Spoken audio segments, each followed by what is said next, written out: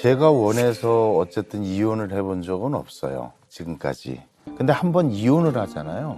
그러면 다시 그 사람을 다시 돌아보지 않는 경향이 좀 있어요. 이혼하고 나서 다시 재결합을 원했어요. 너는 몇 번째 엄마 딸이야? 이런 거.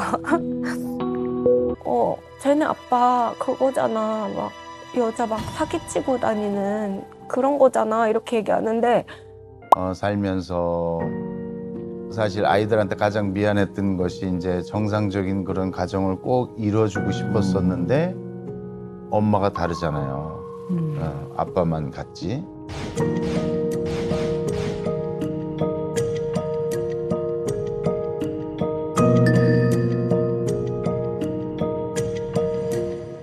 그게 저희가 5살, 3살인데 기억이 나는 부분들이 몇 가지가 있어요. 할머니, 할아버지가 그 얘기도 잘 해주셨고 외롭거나 없어서 힘들거나 이랬던 적이 없어서 그런 생각을 저는 안 했었어요.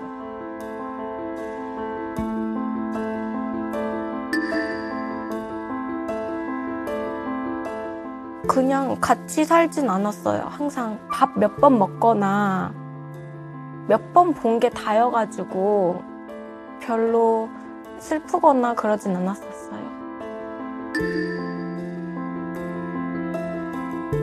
사실 지금도 동생들 엄마니까 연락하고 안부 서로 챙기고 지내기는 해요. 근데 그것보다 동생들이랑 헤어지는 게 가장 힘들었어요.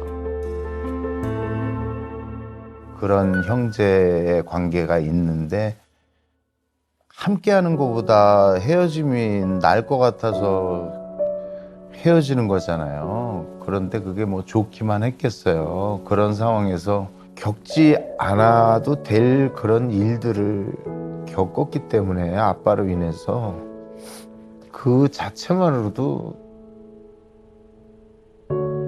부모로서 미안하고 죄스럽고 그렇죠. 그게 다 겪는 아픔은 아니잖아요. 그런 아픔들은.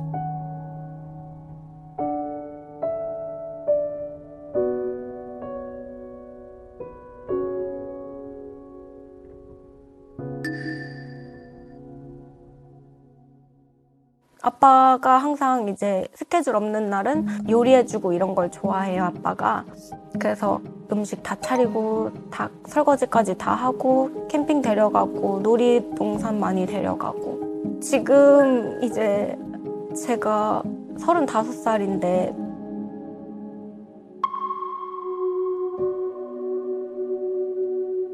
제가 아빠여도 하기 힘든 일이고, 아빠가 해온 것들이 그냥 책임의 무게라는 것도 있고 아빠도 충분히 힘들었을 거 알고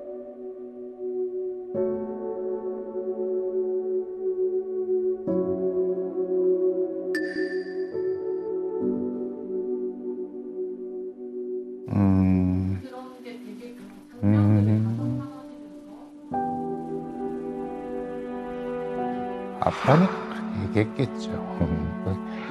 모든 부모 다 똑같잖아요. 다 똑같은데.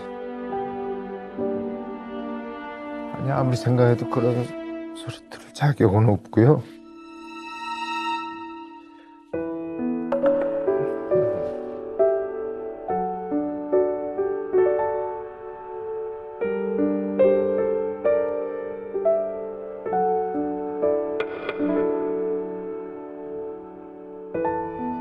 저도 이 인터뷰 영상 지금 보면서 마음이 짠했는데 아빠로서 충분히 미안할 수 있을 것 같아요. 저도 이제 2딸의 네. 아빠다 보니까 저는 쌍둥이거든요. 네.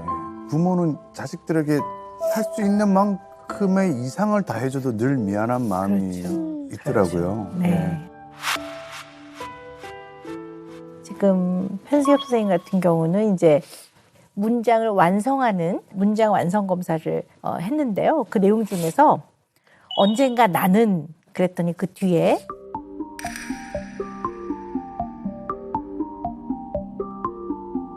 가족에게 용서받고 싶다 이렇게 쓰셨어요.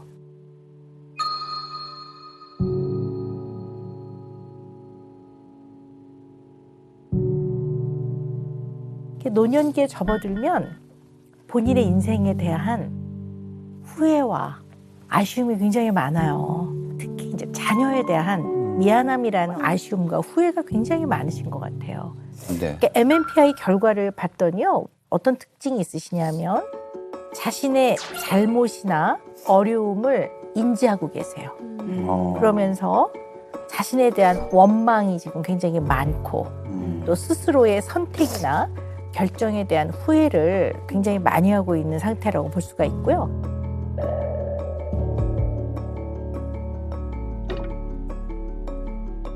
어떻게 보면 내가 싫고 나를 좀 원망하고 이런 게 많으시거든요. 그래서 나를 좀 이렇게 쭉 들어가 보는 거, 그게 선생님도 그렇고 따님분들도 다 그렇고 곰곰이 내면을 좀 들여다보는 그런 시간이 오늘 됐으면 좋겠어요.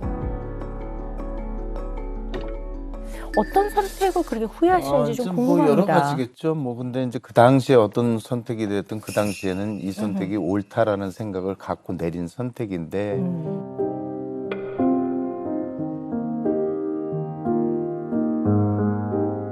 뭐 어쨌든 제가 결혼을 뭐 여러 번 했지만 올바른 어떤 엄마가 있는 그런 가정을 만들고 싶어졌고 그런데 그게 참 전 굉장히 그 평범한 가정 하나 갖는 걸 굉장히 소원했던 사람인데 그게 생각처럼 그렇게 쉽지는 않더라고요. 살아보니까. 근데 그게 어쩔 수 없이 뭐 아이들한테 그냥 여러 가지로 그냥 미안한 뿐인 거예요. 제 삶의 모든 것들이. 뭐 제가 개인적으로 생각해 볼 때 우리 아빠가 편승엽이라는 소리도 안 하고 살았던 세월도 있지 않을까 하는 그런 생각도 가질 정도로 그렇게 미안한 게 크죠. 그래서 좀 미안하고 그런데 이제 뭐 좋은 아빠라고 뭐 이렇게 얘기를 했다는 그 대목에서 그냥 갑자기 눈물이 났어요. 그런 소리 들을 자격이 없는 사람이니까. 근데 저희는 좀 아빠의 사랑을 응원하는 편이거든요. 네. 그래서 결혼하고 이혼하는 거가 그렇게 막 상처를 받진 않았어요. 근데 이제 마지막 이혼에서 이복 동생들이랑 같이 살고 있었는데 헤어져야 됐을 때 그때 좀 힘들었고, 그리고 저희는 다행히 큰 상처 없이 잘 껐는데 동생들은 혹시 상처를 받지 않을까? 이런 게 걱정이 돼서 마지막 이혼이 좀 힘들었어요. 그 전까지는 네. 괜찮았어요. 동생들하고 사이가 되게 좋아요. 좋으셨던 모양이에요. 지금도 네. 좋아요. 아, 네.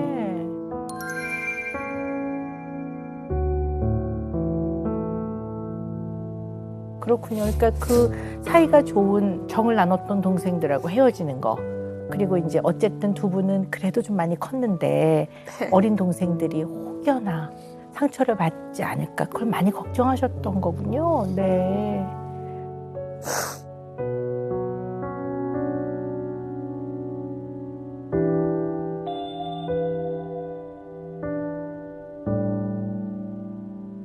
그러면 어쨌든 뭐 그러니까 자녀분에게 굉장히 좀 미안하고 후회가 되시잖아요.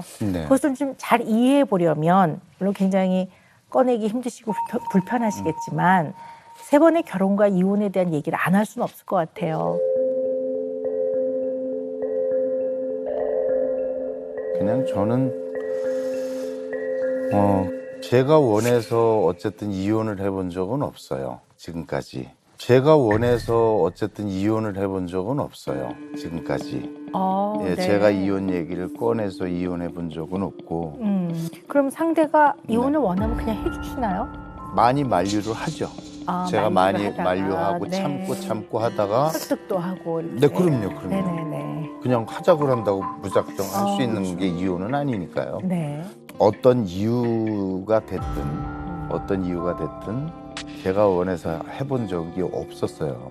그러다 보니까 참 그게 안타깝고 또 제 입장에선 근데 한번 이혼을 하잖아요. 그러면 다시 그 사람을 다시 돌아보지 않는 경향이 좀 있어요. 참을 때까지는 참아내는데 이혼하고 나서 다시 재결합을 원했어요. 모든 사람이. 그랬는데 그건 또 제가 할 수가 없었어요. 네. 네.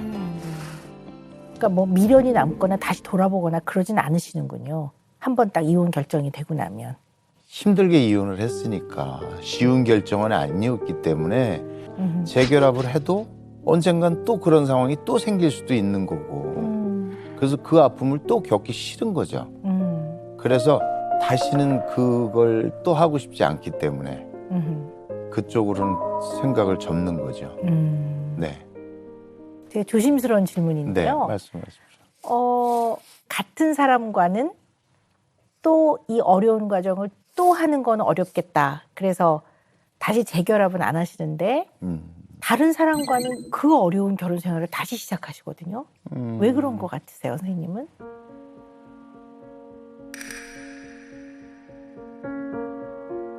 저 같은 경우에 이상하게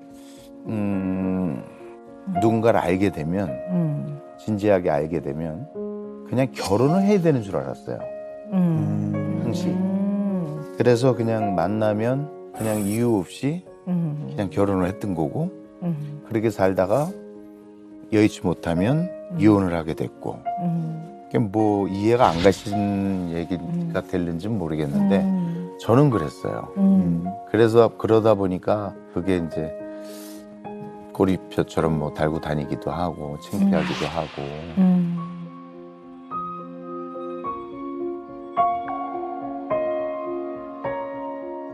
선생님 생각에 첫 번째 결혼은 왜 좀 이것이 좀 어려움이 생기고 결국은 헤어지게 되셨다고 선생님은 생각하세요?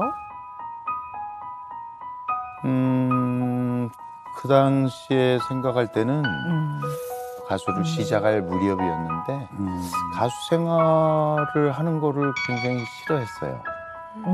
굉장히 그걸 말리고 그런 문제가 좀 있었어요. 그리고 제가 생각할 때 그렇게 이혼까지 할 만한 원인이 특별히 없어요. 그냥 본인이 어쨌든 간에 수시로 이혼 얘기를 많이 했어요.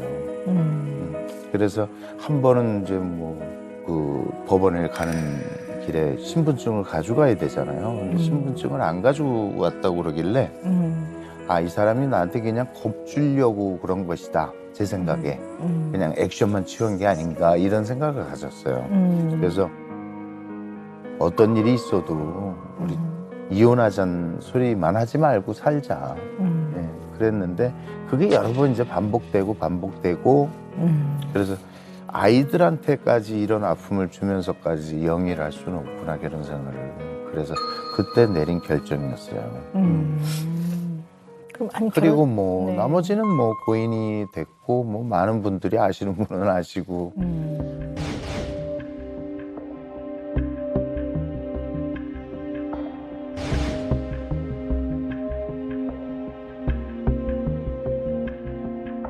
제가 뭐 결혼 생활 한 4개월 정도 했나요?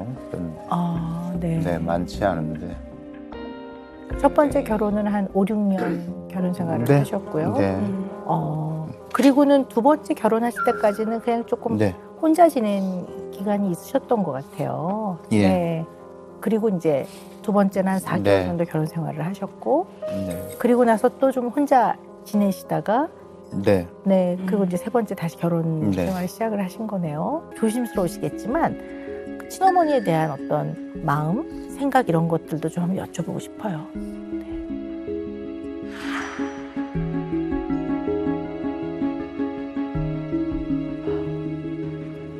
그 이후로 만나셨어요? 그 이후로? 아니, 그럼 6살 때 그렇게 이제 아버지하고 헤어지면서 이렇게 안 만나셨어요? 네. 따로 연락 아니요. 안 만난 건 아니고 정확하게 헤어지고 나서 못 만나겠어요. 헤어지고 나서 못 만나겠어요.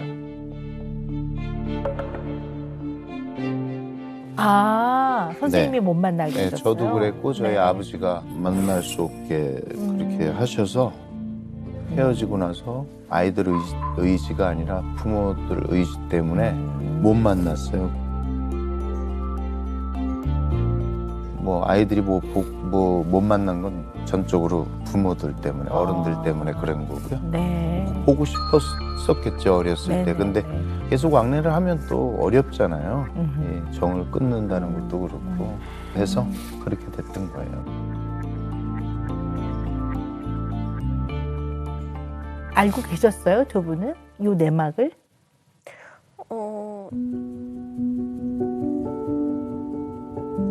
못 보게 했다 이렇게는 못 들었고요. 너희가 보고 싶으면 보게 해준다 이렇게.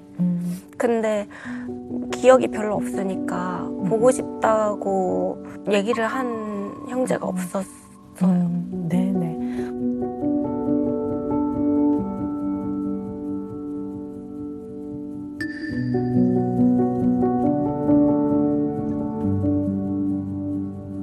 진짜 되게 많은 질문 중에 하나가 너는 몇 번째 엄마 딸이야? 이런 거. 어머.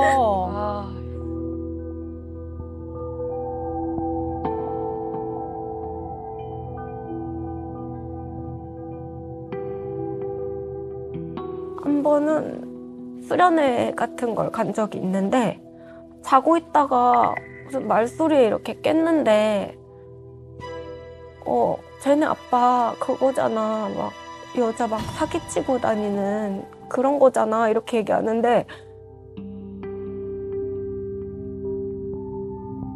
거기서 우리 아빠 그런 사람 아니라고 말할 힘이 없는 거예요. 그래서 그냥 자는 척을 했어요. 그냥 계속 너무 지쳐서 아직도 내가 말해야 될 사람이 훨씬 많은데 언제 다 말을 하지? 그냥 못하고 이렇게 살겠구나.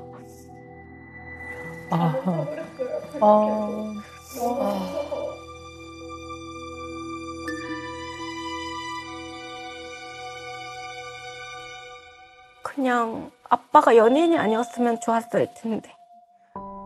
너무 어려서부터 그렇게 지내다 보니까 모든 행동 하나하나가 조심스럽고 괜히 또 아빠한테 욕을 먹이는 행동을 하면 안 되니까 모든 사람들한테 잘 보이려고 노력하고 그래서 약간 주변에서 너무 착한 사람 콤플렉스처럼 막 그런 게 있는 것 같다.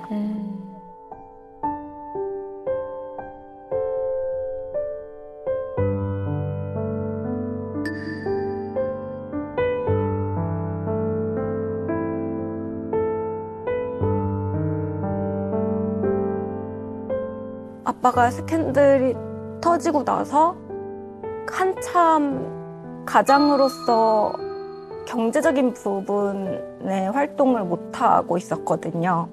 그러다 보니까 저랑 제 쌍둥이가 고등학생 때부터 아르바이트를 했었어요. 아, 그렇구나.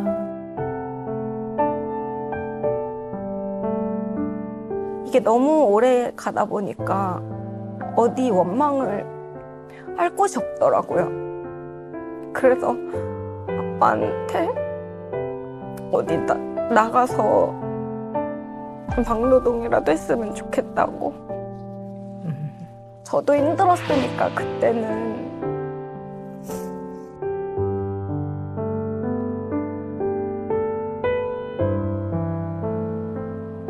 그 당시에는 어렸죠. 그죠? 그 어렸던 수지 씨 마음이 어땠을까?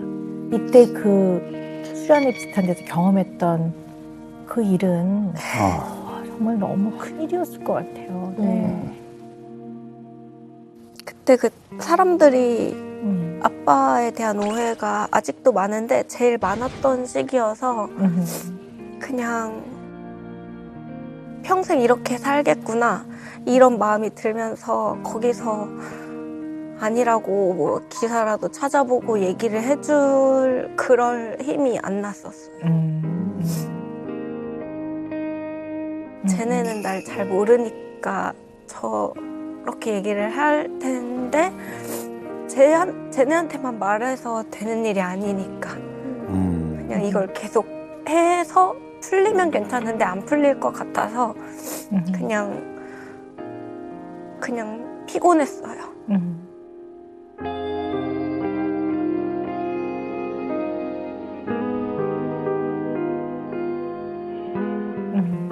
근데 이게 무력감이잖아요. 어떻게 보면 이게 이제 불특정한 사람들이 보는 시선이 내가 뭔가 할 수 있는 일이 없는 것 같고 이 상황을 바꿀 수 있을 거로 생각을 못하는 무력감이 있으셨던 것 같아요. 그 당시에. 네. 근데 이 상황이 수지 씨 본인으로부터 생겨난 문제가 아니란 말이에요.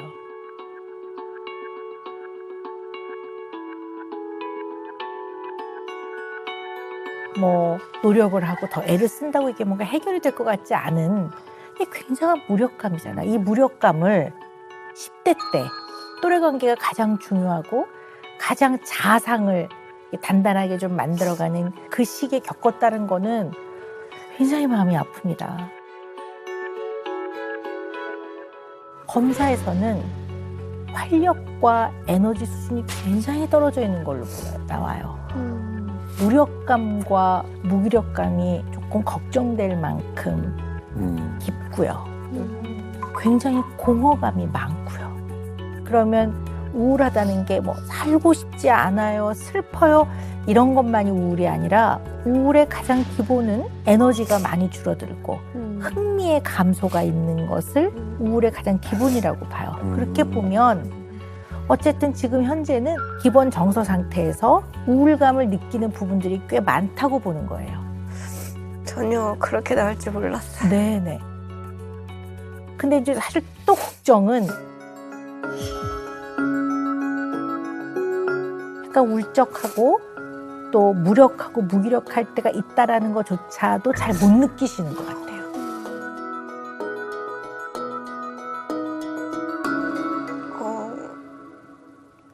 저만 힘든 게 아니니까.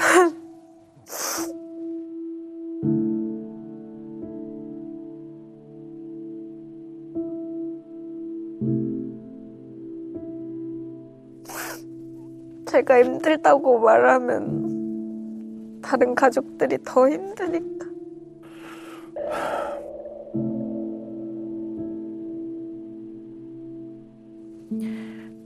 이해합니다.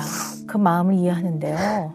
그러나 그 말을 표현을 안 했다고 해서 안 힘든 건 아니잖아요. 여전히 힘들었던 거잖아요.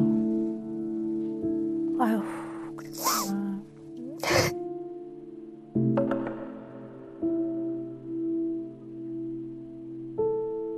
언니하고는 좀 그런 얘기를 나누셨어요? 언니는 어려서 좀 우울한 때도 많았고 그래서 언니한테는 우울감을 보태고 싶지 않았어요.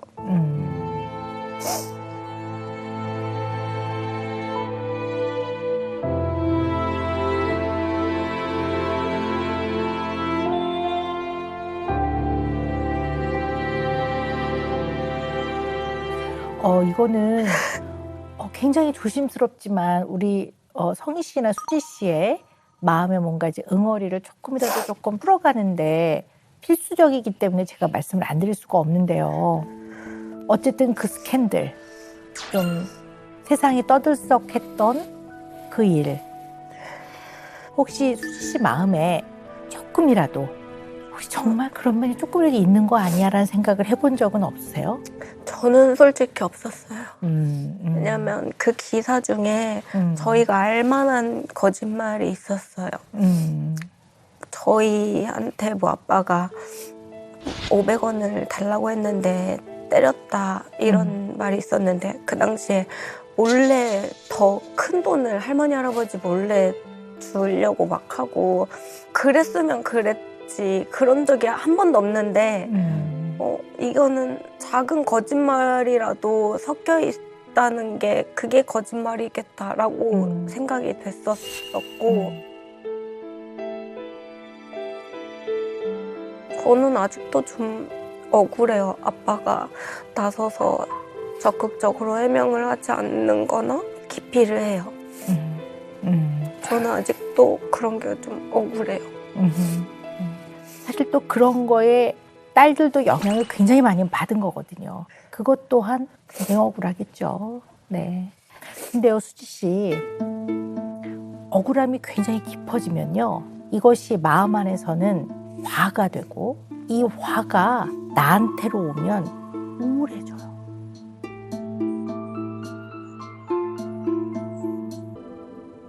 이거는 말을 한 적이 없는데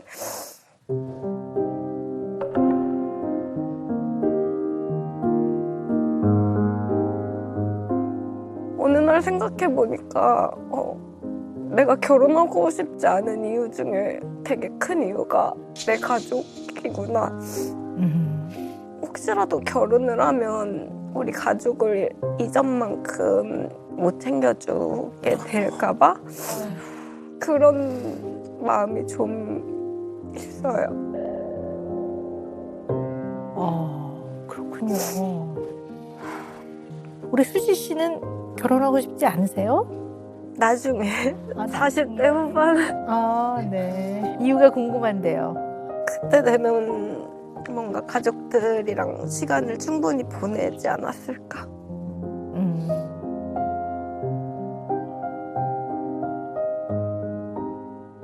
그때까지라면 동생들도 어느 정도 자리도 잡고 자리 잡을 때까지 내가 좀 뒷바라지도 해주고 또 할머니 할아버지도 좀 외롭지 않게 내가 편수지로서 내가 할 수 있는 내 역할을 그때 정도까지라면 어느 정도 할 수 있지 않을까? 네.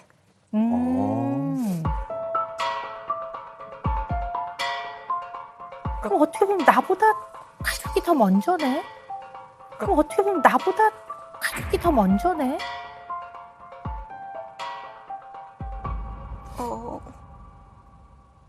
나보다 할머니 할아버지가 더 먼저. 할머니 할아버지가.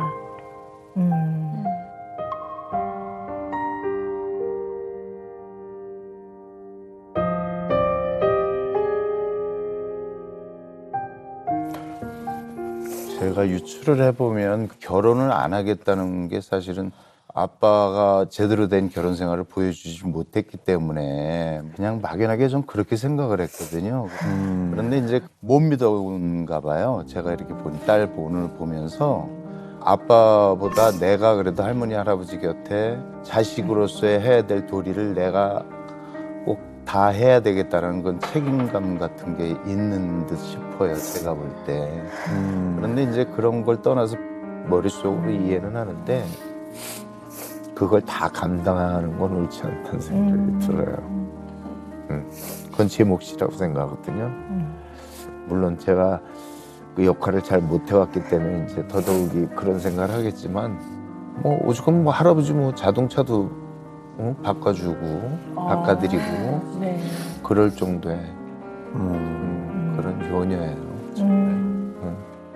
안 그래도 힘든 그런 인생을 살았을 텐데 그런 무게까지 감당하는 건 좀 그냥 편하게 살았으면 좋겠어요. 그냥. 우리 성희 씨는 쭉 이렇게 동생 이야기를 좀 들으셨는데요. 좀 어떠셨어요? 저는 동생한테 힘든 얘기를 많이 하는 편이었거든요. 근데 그럴 때마다 마음의 위안을 많이 받았었고 제 마음을 다잡아 주던 동생이었는데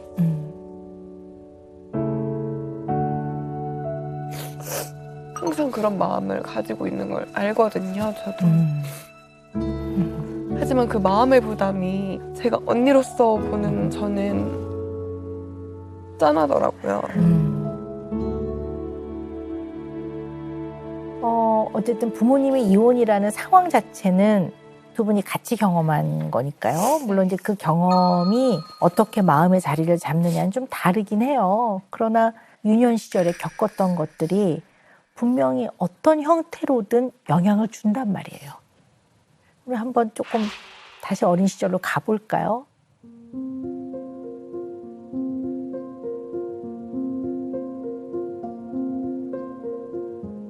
제 생각에 저는 좀 예민한 기질의 아이였어요.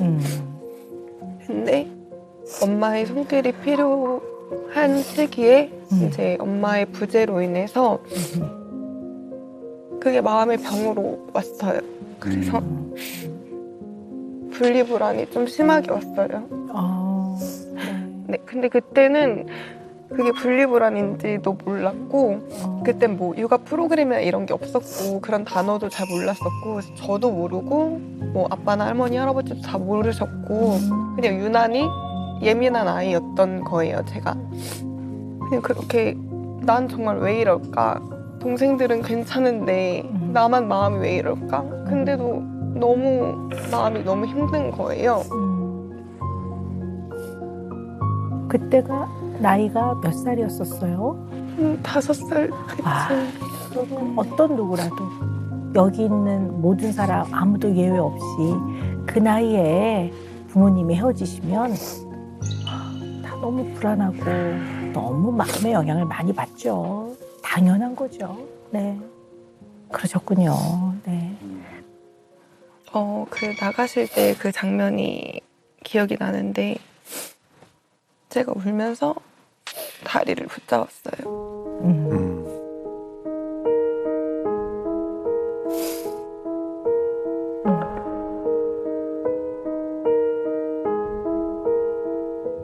무서워서 미칠 것 같은 마음이었어요. 불안하고. 불안하고. 네. 어른이 아기들만 두고 나가니까.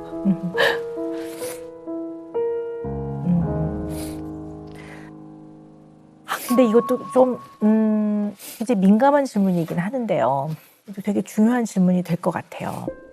어쨌든 엄마가 그냥 우리를 두고 갔으니까 그녀의 이유는 나름 있었겠지만 어쨌든 자녀 입장에서는 마음의 상처를 입는 거거든요. 성인이 되면 또 나름 그냥 한 인간으로서 엄마를 이해하는 면이 생기는 사람들도 있어요. 그래서 그 안에서 좀 나름 안정감을 유지해 나가는데 부모가 딱 되면 애들이 이렇게 바라보면 너무 귀하고 사랑스럽거든요. 너무. 그러면 나는 얘를 바라볼 때 이런 마음인데 우리 엄마는 왜 그랬을까?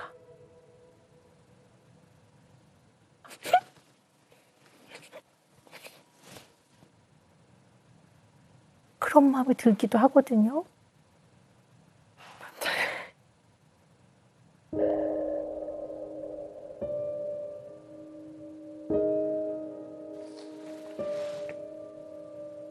어렸을 때는 그냥 단순히 그런 기억 때문에 안 좋았다면 커서는 사실 이해를 해보려는 마음도 있었거든요.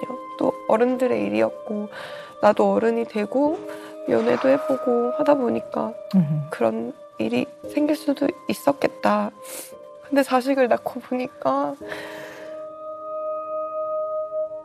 왜 그런 일이 나한테 일어났지?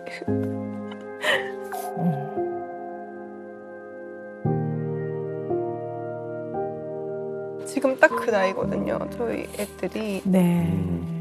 어떻게 그럴 수 있었지?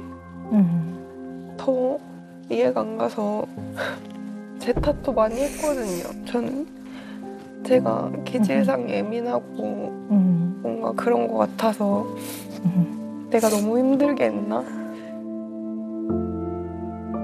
너무 예민했나? 내가 너무 힘든 아이였나? 그 상황이 그냥 현실 도피하고 싶을 만큼 힘들었나? 이런 생각을 많이 했었어요.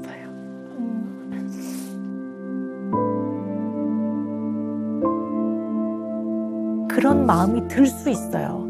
그런 마음은 들 수 있는데 여기서 중요한 거는 내가 사랑받을 만한 소중한 사람이 아니었기 때문에 우리 엄마가 날 그렇게 대하는 게 아니라는 거를 명확하게 이해하는 겁니다. 그건 아니라는 말씀을 드리는 거예요. 어머니의 인생이고 어머님의 삶의 방식이었던 거지 편성이라는 그냥 한 사람을 놓고 봤을 때 귀하지 않은 존재여서 그런 일이 생긴 건 아니라는 거를 명확하게 인지하시는 거 매우 중요합니다. 이걸 정확하게 마음속에 딱 갖고 있지 않으면 근원적인 존재로서의 아주 수치감이 생겨, 수치심이. 자기 자신이 한없이 초라해지기 때문에 이건 총감에 엄청난 타격을 주거든요.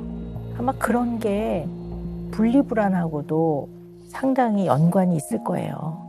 혹시나 버려지면 어떡하지? 이런 거와 연관돼서 굉장히 분리불안이 심해졌을 가능성이 있어요.